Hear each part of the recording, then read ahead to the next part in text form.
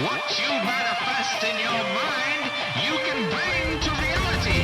Boom! What's up, everybody? The bad times at the El Royale. Maybe not the bad times, but bad times at El Royale. New movie out from the guy that brought us Cabin in the Woods, writer and director, Drew Goddard.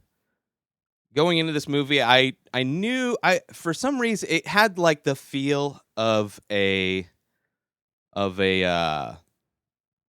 Coen Brothers film in a lot of ways. So, but also almost like if the Coen Brothers did Hateful Eight, but a slightly different storyline, because it reminded me a lot of Hateful Eight as well. But let me read the plot synopsis given to me by the interwebs. The El Royale is a rundown hotel that sits on the border between California and Nevada. It soon becomes a seedy battleground when 7 strangers, a cleric, a soul singer, a traveling salesman, 2 sisters, the manager, and the mysterious Billy Lee converge on a fateful night for one last shot at redemption before everything goes wrong. So simple cast. There's not a whole lot of people in it. But it's really good. It's one of those movies where, very similar to Hateful Eight in a lot of ways, where you don't know who's going to come out of this alive, right? And you get to see the backstories of these different people and what brought them to the hotel. You get to see kind of just different. There's a moment. There's a moment in this movie towards the beginning where somebody unexpectedly gets hit upside the head. Let's just put it that way without spoiling the actual scene. And that was the moment. I mean, I was already in. A lot of it's set up kind of thing. But right when that moment happens, you're like, okay, we're into it now. Like it's almost like the gunshot heard around the world, right? It's this unexpected thing that happens.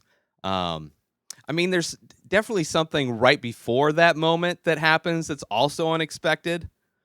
But the way that they use that, the hit to the head and sound effects and all that kind of stuff, it's very impactful and just a great scene. Just a great scene in a movie to like literally punch you in. Like you are clocked in, you're here for a whole shift. You are in, but you love this shit. Right? It's not like most jobs where you clock in, you're like dreading every second of it. You're punched in like you're on a ride that you can't wait to see what happens and see what happens to all these different people. I enjoyed it. I thought the writing was good. I thought the acting was good. There's not a whole lot that, like, there were no points in this where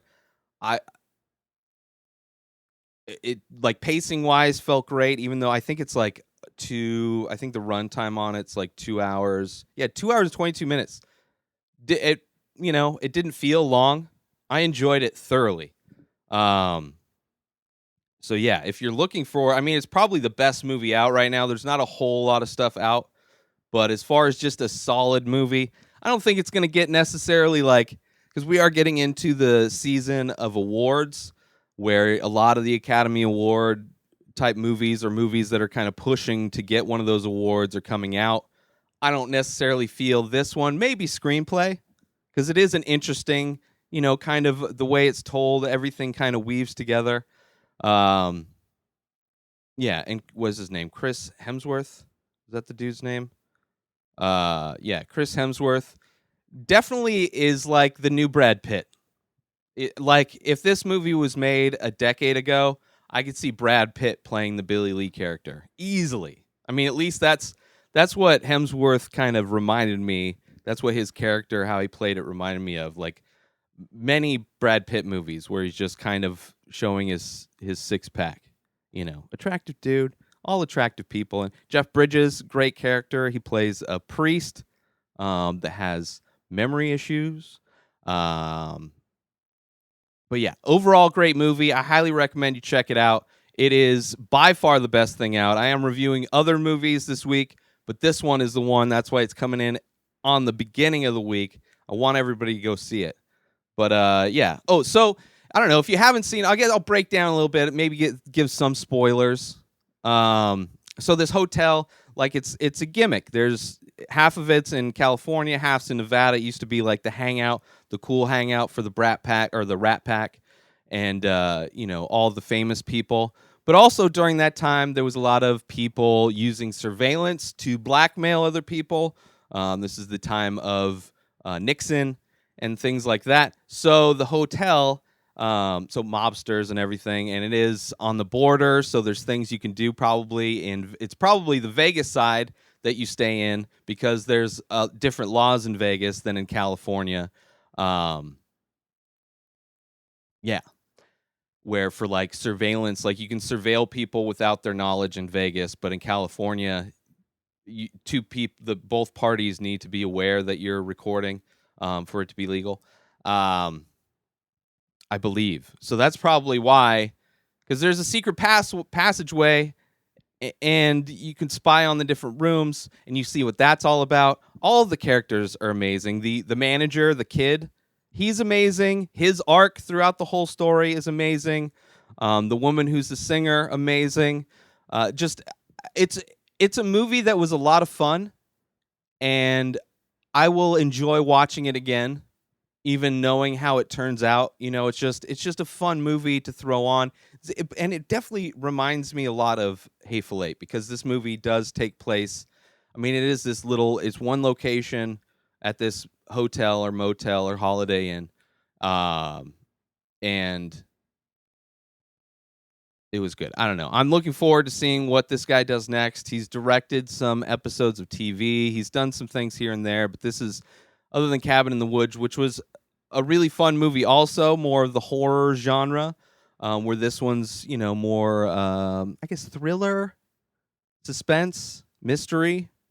Yeah, looking forward to see what he does next. And good storyteller. I enjoyed the story. It wasn't overly complicated. There were some, kind of some, I don't know. It starts off great too.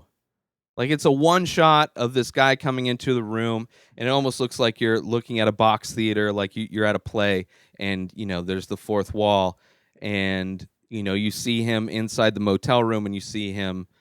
Basically, the movie starts off. He buries a sack of money, and this is like the '60s, '50s time, I guess, like a decade before when this movie takes place. And you see this guy come in, and he's got a gun. He looks like he's hiding out from somebody. There's no dialogue at all.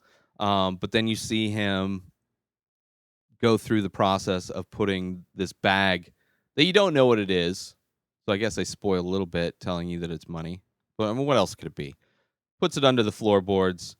And then something happens. The movie starts. But go watch this movie.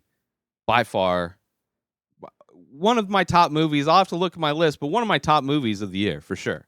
Just a lot of fun. So Bad Times at the El Royale. Go watch it.